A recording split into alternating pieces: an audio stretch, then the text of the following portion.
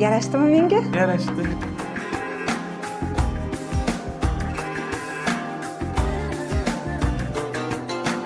Hali ko'rasiz, men shunaqa katta biznesmen bo'laman.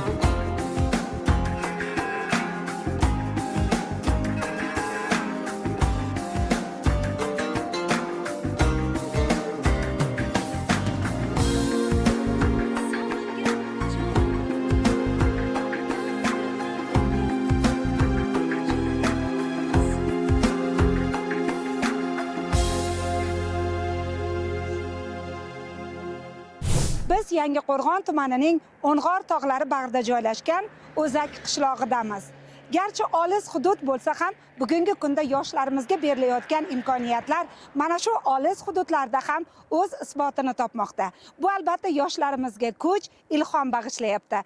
Bugungi teleocherkimiz qahramoni garchi imkoniyati cheklangan, birinchi guruh nogironligi bo'lsa-da, chin ma'noda matonat, jasorat sohibi. Bunga teleocherkimiz davomida o'zingiz ham guvoh bo'lasiz. Yangiqo'rg'on tumanining O'zak qishlog'i purviqor tog'lar bag'rida joylashgan so'lim tabiatga ega. Ko'rsatuvimiz qahramoni Behruz Muhammadov esa mana shu qishloqda yashaydi. Afsuski, uning imkoniyati cheklangan. Qo'l oyog'i harakatlanmaydi. Shunday bo'lsa-da, doimo tabassumda yuradi. Chunki uning irodasi, hayotga bo'lgan mehr-muhabbati, yashashga bo'lgan ishtiyoqi jismoniy imkoniyatlaridan ming karra kuchli. Qishlog'imiz bahavo, chiroyli, tabiati o'sha go'zal. Xalqimiz ham mehnatkash, dehqonchilik bilan shug'ullanadi asosiy xalqimiz. Qishlog'imizda imkoniyati cheklanganlar ham bor. Shulardan 7 nafari birinchi guruh nogironlaridir. Mahalla yettiligiga hamisha ularning holidan xabar olib turamiz. Mana shu turgan xonadonimiz Behruzbekni xonadoni hisoblanadi. Behruzbek o'ta iqtidorli, o'ta matonatli, sabrli, o'ta aqlli. U yakka tartibda o'rta ma'lumotni olgan, tengdoshlaridan bir qadam oldin bo'lsa oldingi, lekin orqada emas. Hamisha motivatsiya berib turadi tengdoshlariga. Hunarlari bor. Hamma yoshlarga o'rnak bo'lgani uchun ham faxrlanamiz. Qahramonimiz tug'ma tayanch harakat nuqsoni bilan dunyoga kelgan. Biroq u temirdek qattiq, toshdek vazmin irodasi borligini mana 19 yildirki isbotlab kelmoqda. Behruzbek, sizni ko'rganimizdan xursandmiz. Sizni iqtidoringiz, intiluvchanligingiz bizni xonadoningizga mana chorladi-da. O'zingiz haqingizda dastlab ko'rsatuvimiz muxlislariga gapirib bering. Tug'ilganimdan nogironligim bor, lekin nogironman deb hisoblamayman. Erkin yashab, oddiy odamlardek yashab o'rganganman yoshligimdan.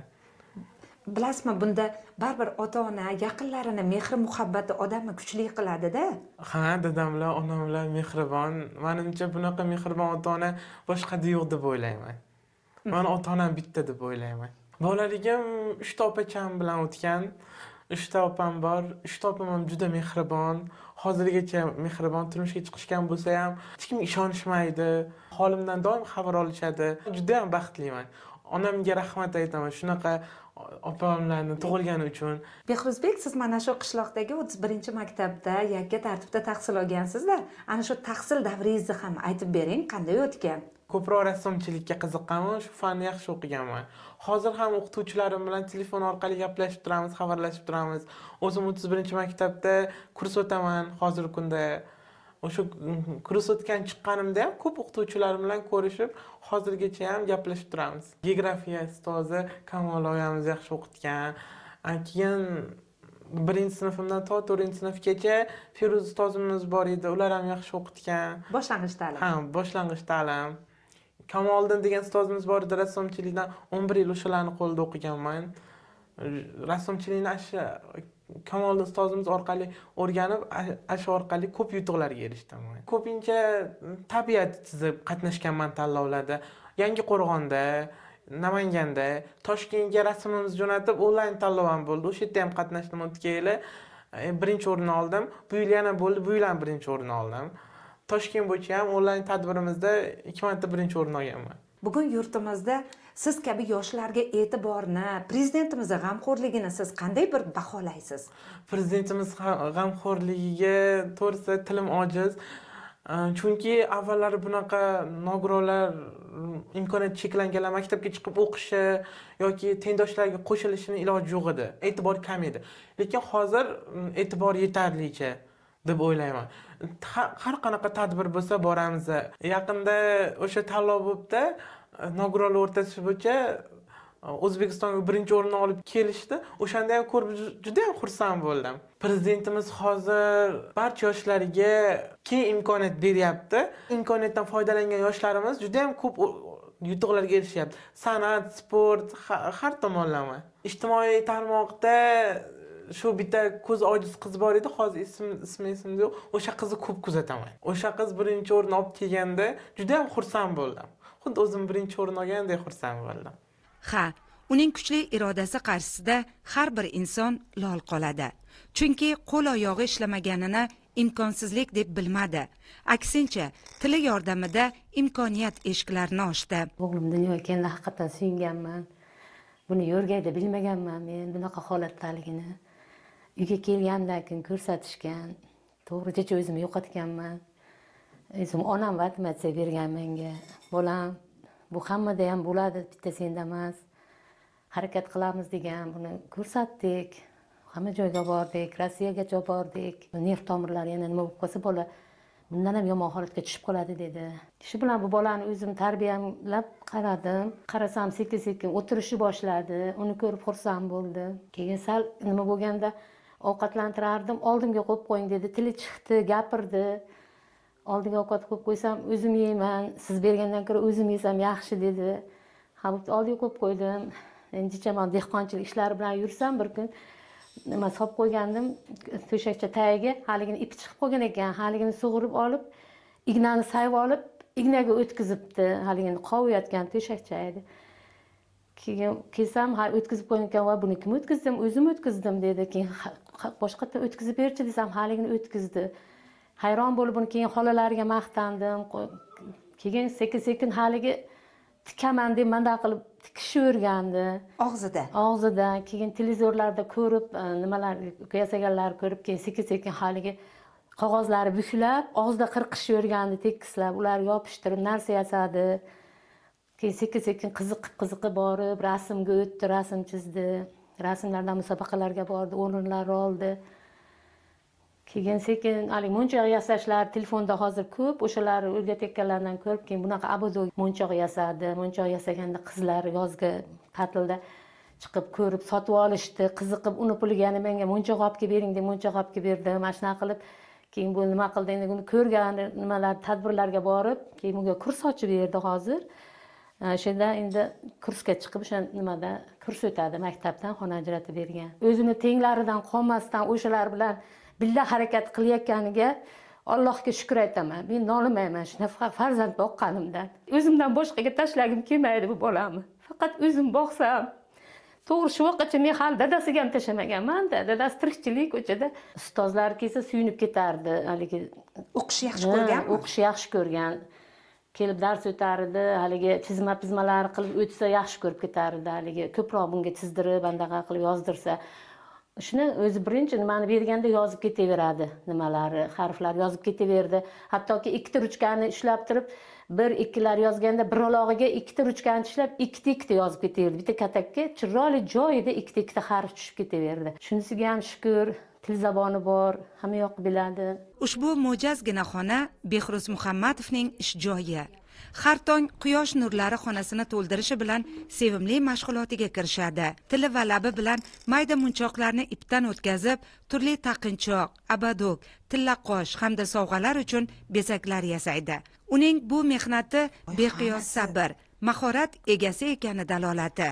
Bugun mana shu munchoqlardan turli bezaklar yasab, abadoklar yasab, hunarmand bo'lib yetishgansiz. Shu hunaringiz haqida ham aytib bering.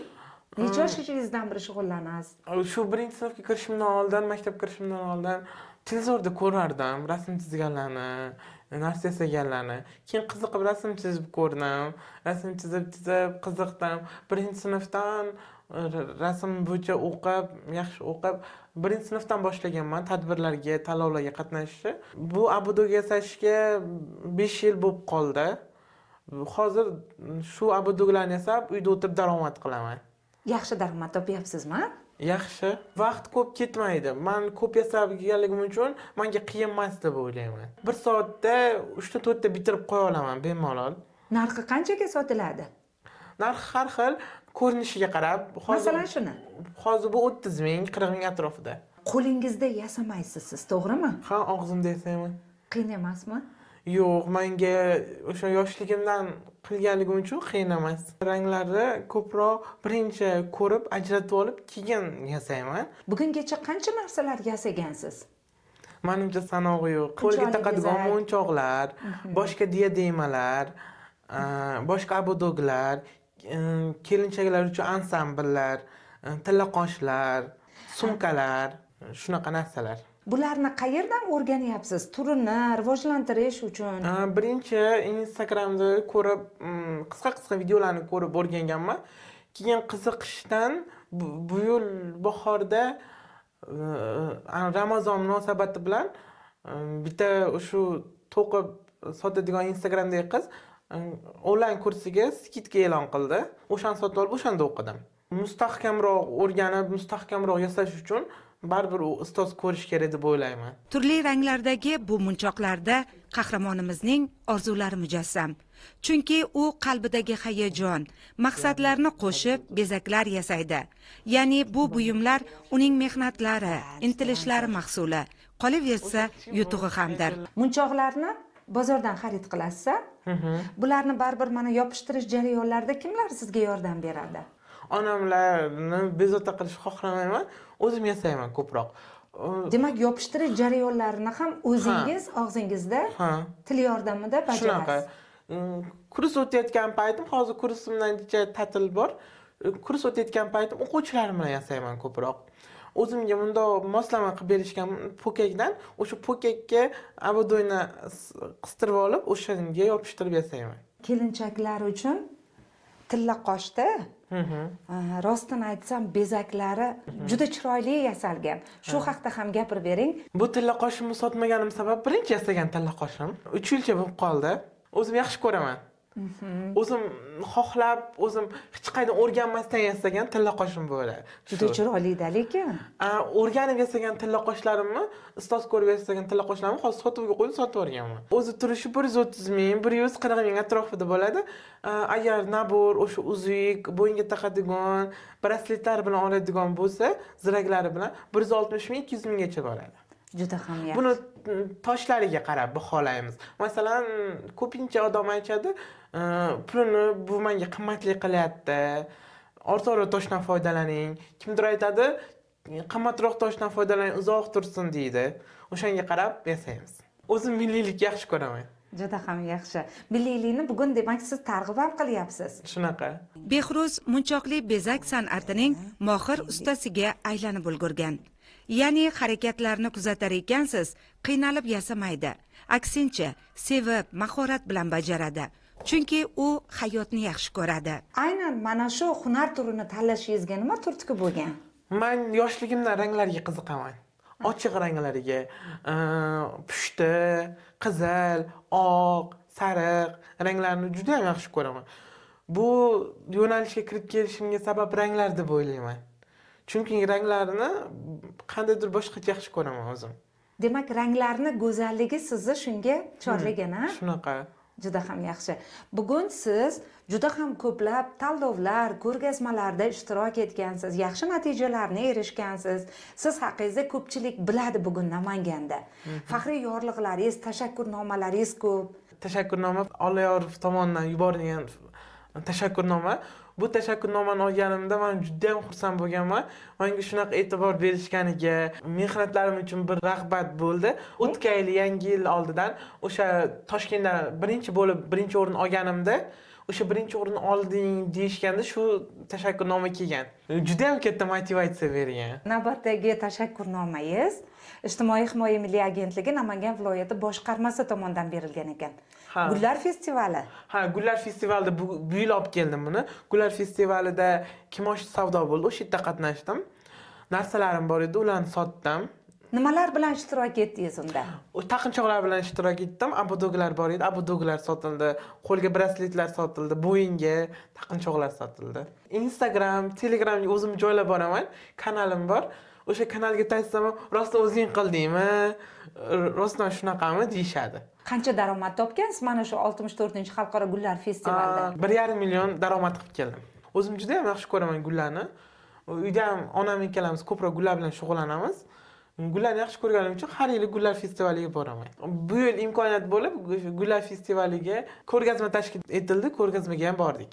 Qahramonimiz doimo yaqinlarining mehri va e'tiboridan kuch, ilhom oladi. Ayniqsa onasining mehribonligi, dadasining qo'llab-quvvatlashi, opalarning g'amxo'rligini aytishdan charchamaydi. Yangi Qur'onda Barkamolat maktab bor. O'sha yerga ishga taklif qilishdi meni.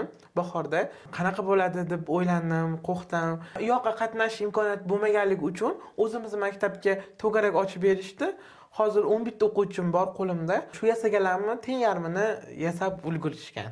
Qiziqishi yaxshimi? Ha, qiziqish yaxshi.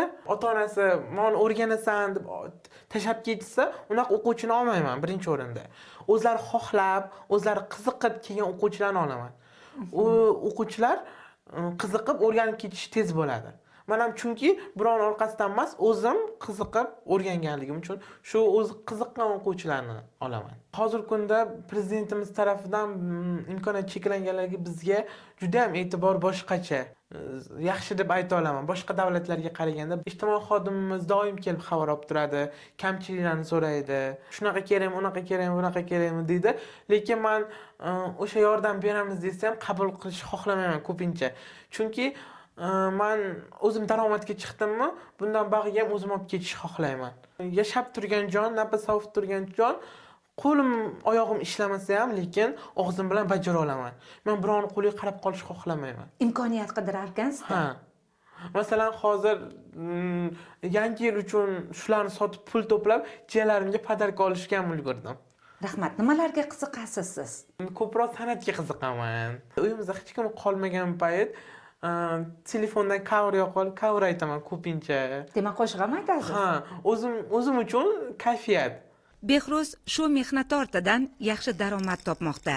Har bir insonning jamiyatda o'z o'rni bo'lishi kerak deydi va uning bu gaplari zamirida ham katta jasorat, hayotni qabul qilish, yuksalishga bo'lgan ishonch mujassam. Mehr nima sizningcha? Mehr, ishonch, e'tibor. Odamga qancha ko'p vaqt ajratsangiz, o'sha mehr deb o'ylayman men. Aha. Mehribonlaringiz ko'pmi? Ko'p. Ota-onam, yaqinlarim, qarindoshlarim, ustozlarim, do'stlarim. Hozirgi kunda ko'pincha o'sha mehrni vaqt deb o'ylashim. Bitta do'stim bor, o'qishiga qaramasdan menga vaqt topib keladi. Menga vaqt topib kelib, o'tirib, gaplashib, zerikan paytim Namanganga tushib aylanib, Yangi Qo'rg'on tumaniga tushib aylanib kelamiz. Birga. Shunaqa. Borligi uchun juda ham katta rahmat aytaman. Chunki bunaqa do'stlarni hammaga ham beravermaydi. Bu yer avval bu qishlog'imiz ko'rimsiz, nima deydi? Maktabimiz ham ko'rimsiz, maktab qishloq edi. Qishda loy bo'lib ketardi. Masalan, aravachada ko'chaga chiqib bo'lmasdi-da, loyga botib qolardi, yurishga qiynalardim. Hozir katta opamni katta farzandlari, jiyanim kelib ham bemalol zerikkan paytim ko'chaga chiqib aylantirib kela oladi. Maktabga ishga qatnashim uchun ham asfal bemalol qatnayman. Maktabimizda ham sharoit yaxshi. Uning jasorati faqat o'z hayotini yaxshilash bilan cheklanib qolmagan. Ya'ni Behruz hozirda munchoqli bezak san'ati bo'yicha maxsus to'garak tashkil etgan. O'zi o'qigan maktab yoshlariga hunarmandchilik sir asrorlarini o'rgatib kelmoqda. Men 31-maktabning 5-B sinf o'quvchisiman. Biz to'garakni yozda boshlaganmiz. Bu maktabda bizning o'qishimizga hamma sharoitlar bor. Buning uchun prezidentimizga kattakon rahmat. Biz bu to'garakda ko'p narsalarni o'rgandik. Masalan, abudok yasashni, taqimchoq yasashni, tilla qoshlar yasashni hamda gullar yasashni ham o'rgandik. Ustozimiz juda ham iqtidorli, ko'p narsalarni bizga o'rgatdi. Biz mana shu to'garakka juda ham qiziqamiz va qoldirmay kelamiz. To'garak mashg'ulotlari haftaning 2 kunida olib boriladi. Qahramonimiz og'zi yordamida munchoqlardan bezak yasasa-da, shogirdlarga hunar qanot bag'ishlashini bot-bot takrorlaydi. To'garak a'zolari uni hurmat qilishadi. Asosiysi, ular ko'z o'ngida ruhiyati kuchli inson gavdalanadi va bu ularga mehnatning qadrini o'rgatmoqda. Tojimirzo Abdullayev nomidagi 31-maktabimiz Yangiqo'rg'on tumani eng shimoliy nuqtasida joylashgan bo'lishiga qaramasdan, Prezidentimiz tomonidan yaratilayotgan sharoitlar mana shu yerda ham yetib kelgan. O'quvchimiz Behruzbek Muhammadov shu maktabda o'qib, tahsil olgan. Mana birinchi guruh nogiron bo'lishiga qaramasdan o'quvchilarimizga hunarlarni o'rgatib kelmoqda. Yoz mavsumida, ta'til davrida ham Behruzbek Dolzarb 90 kunlikda fidoyi ustozlardan bo'lib namuna bo'ldi. Mo'yinchoqli bezak to'garak tashkil etib, o'quvchilarning bo'sh vaqtini mazmunli o'tkazishda juda katta xizmat qildi. Chindan ham inson borki, o'zidan yaxshi nom, iz qoldirishni orzu qiladi. Qahramonimiz Behruz esa bu yo'lni mehri, matonati, mehnati bilan qoyadek mustahkam qilib qurmoqda. Uning to'garagi Umid maktabi, jasorat darsxonasi, hunarga qiziquvchilar uchun imkoniyat maydoni. Yaqinda tadbir bo'ldi. Tadbirimizda viloyat hokimimiz qatnashdi. Sandiq yoshlarimiz ko'paysin dedi. Viloyat hokimimiz e'tiborlari uchun juda ham xursand bo'ldim. Kursimni kattaytirish niyatim bor. O'quvchilarim ichidan shogird chiqarish niyatim bor. Nima deydi? Oldimda yurib, chunki zakazlar ba'zida ko'payib ketadi, ulgura olmay qolaman. O'shanaqa bu zakazlarni ko'proq olib, ko'proq sotish rejalarim bor. Behruzbek, bularni qayerda sotasiz? Onlayn, Instagram, Telegram, shu orqali sotaman. Har bir insonda bir maqsad, shior bo'ladi-da, sizda ham hayotdagi shioringiz bormi? Ha, bor. Hayotga intilish, qorong'ulikda qolib ketmaslik, yorug'ga intilish. Ramziy ma'noda qorong'ilik, yorug'lik deyapsiz-da. Shunaqa. Hali ko'rasiz, men shunaqa katta biznesmen bo'laman. Juda ham baxtliman. Oyoq qo'lim ishlamasa ham ko'zim ko'radi, mehr muhabbat his qila olaman. Ko'zim quyosh chiqishini ko'radi, fasllarni ko'raman, ranglarni ajrata olaman. Bu katta baxt deb o'ylayman. Behruz Muhammadovning hayoti inson irodasining qay darajada qudratli ekanini namoyon etuvchi yorqin timsol. Jismoniy imkonsizlik uning maqsadlariga devor bo'la olmadi. Ya'ni uning til bilan yaratgan buyumlarida umid, ertangi kuniga ishonchi bor. Har birimizga sabrning, shukurning bahosini anglatadi go'yo. U bugun o'nlab shogirdlariga hunar o'rgatib, ular qalbida ham jasorat uchqunini yoqyapti. Aslida oramizda Behruz kabi matonat egalarining borligi barcha uchun ibrat namunasi va biz qahramonimizning o'zi aytganidek ulkan marralarni zabt etishiga umid qilib qolamiz.